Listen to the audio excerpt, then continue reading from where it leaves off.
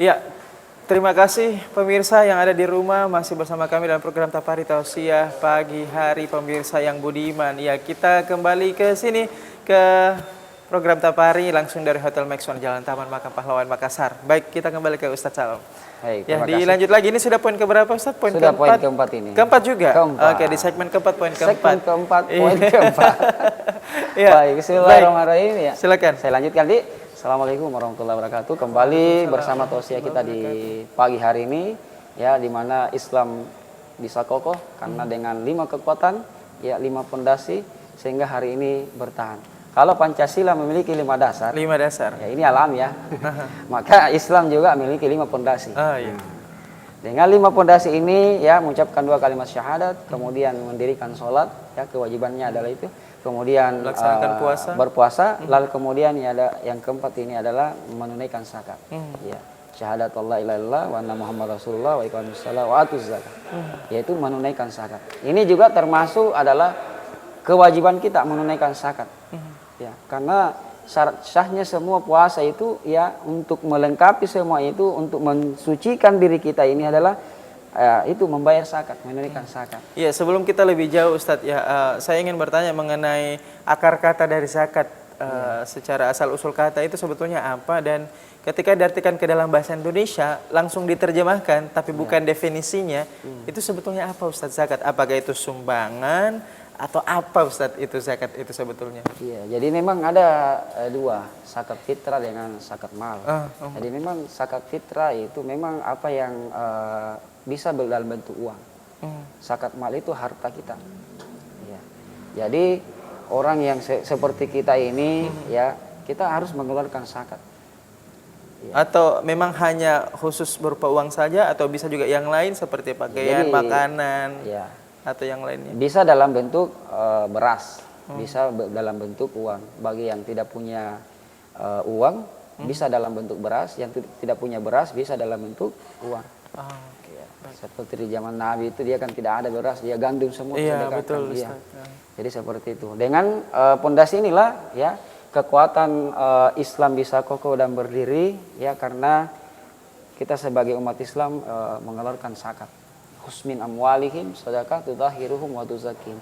Ambillah zakat mereka, ya, sedekah mereka untuk apa? Untuk, ya, menyempurnakan, untuk membersihkan diri kita. Ya, makanya, ya, orang yang diberikan oleh Allah Subhanahu wa taala kelebihan harta, rezeki yang melimpah, ya, jangan kikirlah, jangan bakhil, jangan kikir. Nah, saya ada pertanyaan nih Ustadz, ya, tiba-tiba. Nah, zakat kan memang dia lebih spesifik Ustadz, ya. Uang dan makanan pokok seperti beras atau gandum seperti itu, ataupun mungkin yang lainnya seperti ubi, ya, sesuai dengan dari mana kondisi kondisi anunya masyarakat, iya, betul. Nah, apakah zakat ini dia tidak terikat dimensi ruang dan waktu dan geografi, Ustaz?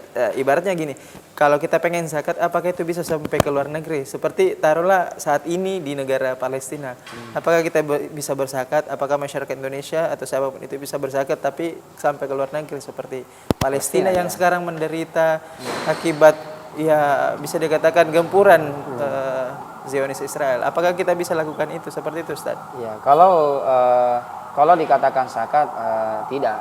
Jadi minimal kita sedekah.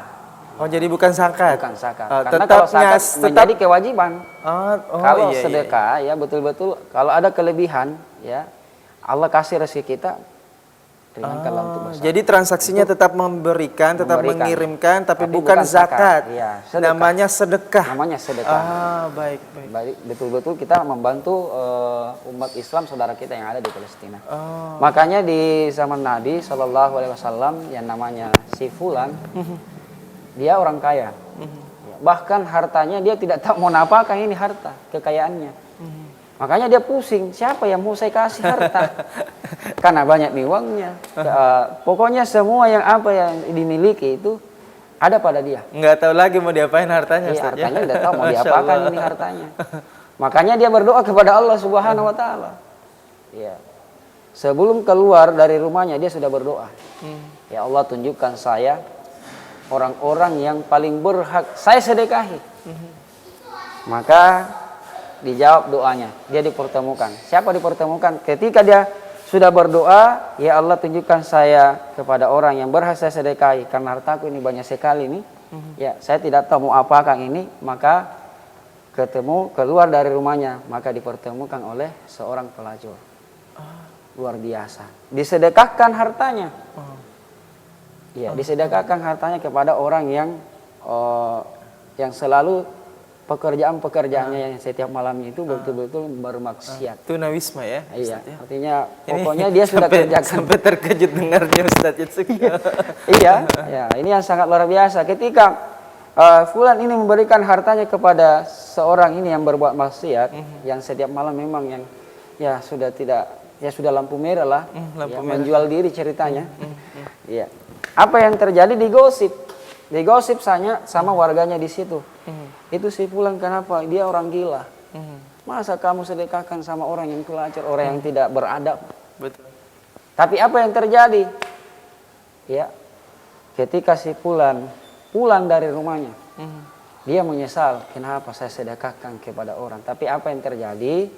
Ya, Allah dan malaikatnya, Allah memerintahkan kepada malaikatnya untuk menyampaikan kepada dalam mimpinya si fulan. Ya, wahai si fulan, hari ini kau sudah mensedekahkan kepada orang yang bermaksiat, orang-orang yang di jalan yang sudah jauh dengan Allah.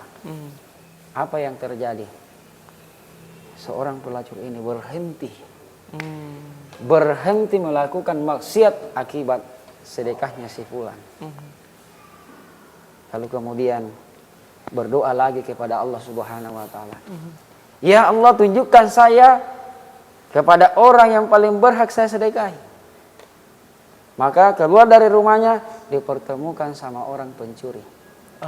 Pencuri. Tadinya pelacur, sekarang pencuri. Ini yang sangat luar biasa. Ya, topik kita.